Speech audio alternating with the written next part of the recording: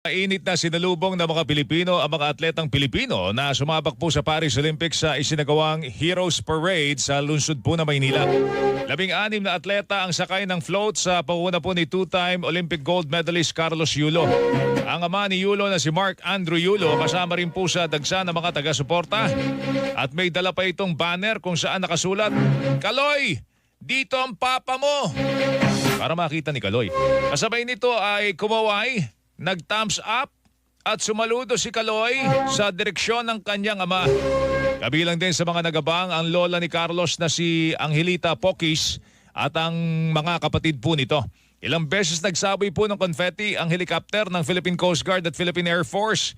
Matapos po ang parada ay dumiretso po sa Rizal Memorial Sports Complex ang mga atleta para sa maiksing programa. Masayang nagbigay ng autograph si Yulo at iba pang mga atleta sa mga t-shirt na inabot sa kanila ng mga taga-suporta.